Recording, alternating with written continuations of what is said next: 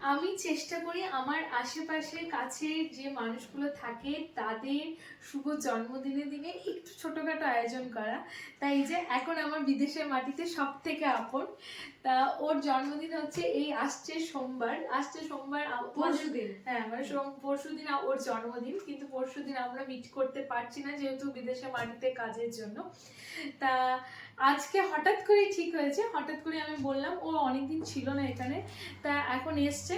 আসার পরে হঠাৎ করেই ঠিক হয়েছে যে আজকে ছোট্ট করে ওর একটা জন্মদিন করবো। তো জন্মদিন স্পেশাল রাত্রের বেলায় একটা ছোটখাটো আয়োজন, একদমই ছোটখাটো আয়োজন, বড় কিছু না, কারণ ও এখন অনেক কিছুই খেতে পারবে না, ওর অনেক কিছুই এখন খাবারের ওর শরীরের কারণে চলছে মানা। চলো মেনুটা বলে দিই কি কি হয়েছে, তুই বল। না, যে করেছে সেই বলুন। না তুই বল, বলে দিই।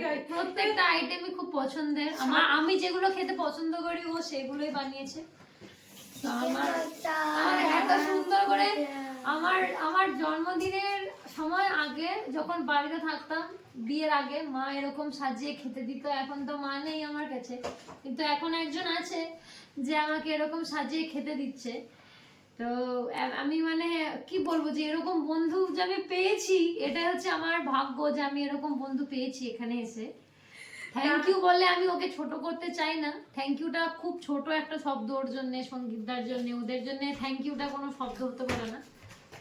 কিন্তু আমি শুধু একটাই কথা বলতে পারি, আমি খুব খুশি। তা আজকে আমি কাজে ব্যস্ত ছিলাম, এর জন্য অসংখ্য ধন্যবাদ জানাই সঙ্গীতকে, কারণ সঙ্গীত যদি আমাকে হেল্প না করতে এগুলো কিচ্ছু করতে পারতাম না।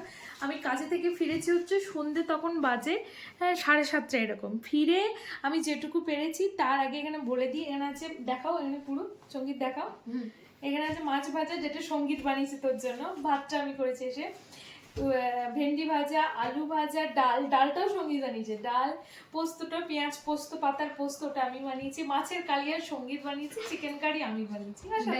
আর কি লাগে, এলাই আয়োজন। তাই এই হচ্ছে জন্মদিন স্পেশাল ছোটখাটো আয়োজন। এবার তুমি খাওয়া দাওয়া যতটা পারবে খাবে, আর তোকে এখন খাবি তুই, চোখ মুখের যে অবস্থা, এখনো ভালো করে খাওয়া দাওয়া করবে।